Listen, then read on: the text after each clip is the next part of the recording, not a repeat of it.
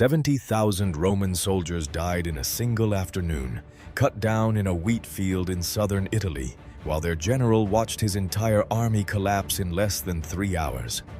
That field was called Cannae. The year was 216 BC, and the man who did it arrived there by crossing the Alps in winter with elephants through passes so brutal that half his army died just making the journey. How a general with no navy, no reinforcements, and no home base held the most powerful military republic on earth at bay for 15 years is one of the strangest stories in all of ancient history. And the ending is not what you would expect. To understand any of this, you need to know what Carthage was. Carthage was a great trading city on the northern coast of Africa, in what is now Tunisia. For a century, it had been Rome's chief rival for control of the Mediterranean Sea. Rome and Carthage had already fought one brutal war, the First Punic War, which ended in 241 BC, with Carthage losing and being forced to pay enormous war reparations. That defeat left a deep wound.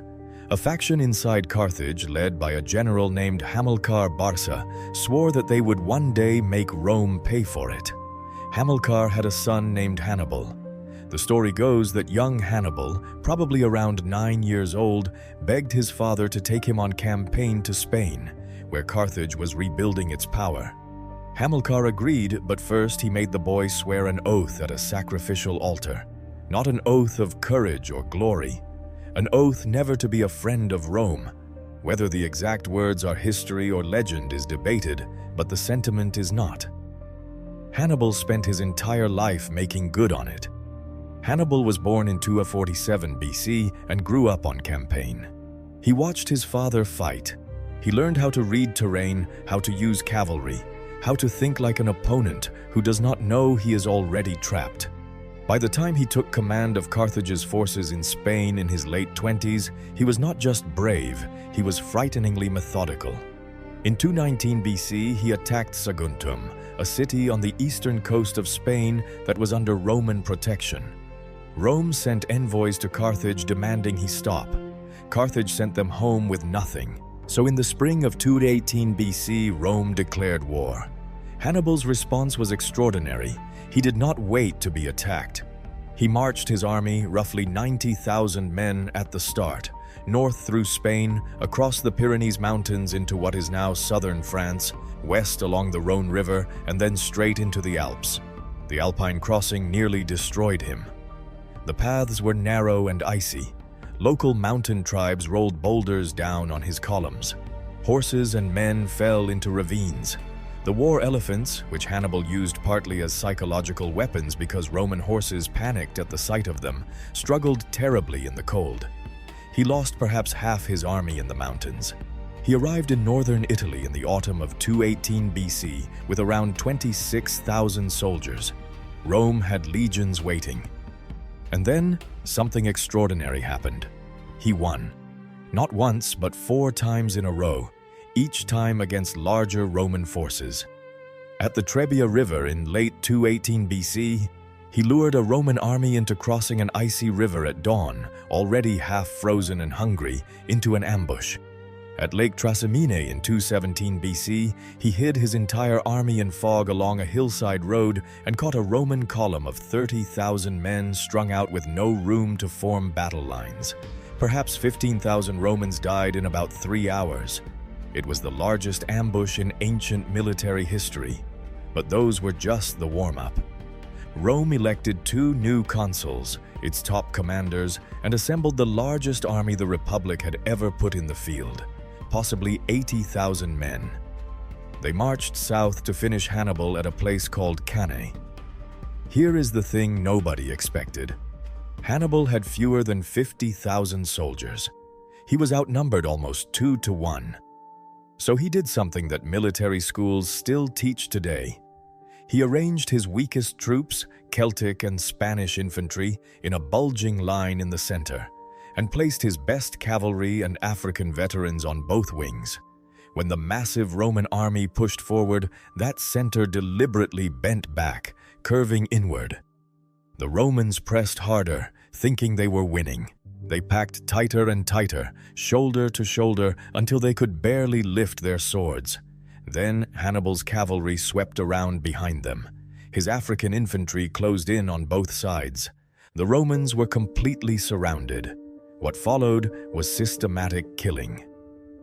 By the end of the afternoon, perhaps 70,000 Romans were dead. It was the worst single-day military defeat in Rome's history. Rome should have collapsed. It did not. And this is where Hannibal's story turns. The Romans, led by a general nicknamed Fabius Maximus, the Delayer, simply refused to fight him again. They shadowed his army, cut off foragers, and waited.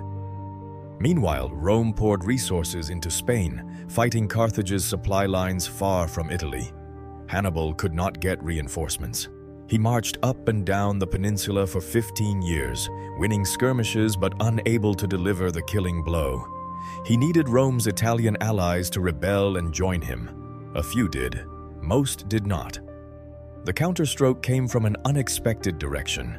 A young Roman general named Scipio, later called Africanus, took the war to Spain, captured Carthage's main base there, then in 204 BC crossed into North Africa itself and began threatening Carthage's home city. Hannibal was recalled after 15 years in Italy. He came home to fight a battle he had not chosen, on ground he did not pick, against a general who had studied every single tactic Hannibal had ever used and designed counters for all of them. The Battle of Zama in 202 BC was Scipio's masterpiece. He neutralized Hannibal's elephants, broke his cavalry, and crushed the Carthaginian army. The Second Punic War was over. Rome's terms were crushing. Carthage was stripped of its navy and forced into crippling reparations. But Hannibal was not finished. After the war, he turned to politics, became a suffet, basically a chief magistrate of Carthage, and pushed through financial reforms to help pay the debt without crushing ordinary citizens. The aristocracy hated him for it. Rome pressured Carthage to hand him over. In 195 BC, with enemies on every side, he fled into exile. He spent his last years wandering the courts of kings who were willing to fight Rome. He advised Antiochus III in Syria. When Antiochus lost, Hannibal fled again to Armenia, then to Bithynia, a small kingdom in what is now northwestern Turkey. Even there, at the end, Rome found him. In roughly 183 BC, surrounded at the court of the Bithynian king, facing capture, he swallowed poison he had kept in a ring. He was somewhere around 64 years old. He reportedly said before he died that he would spare the Romans the trouble of waiting for an old man to die. Whether he actually said those words, historians debate, but the sentiment fits the man perfectly.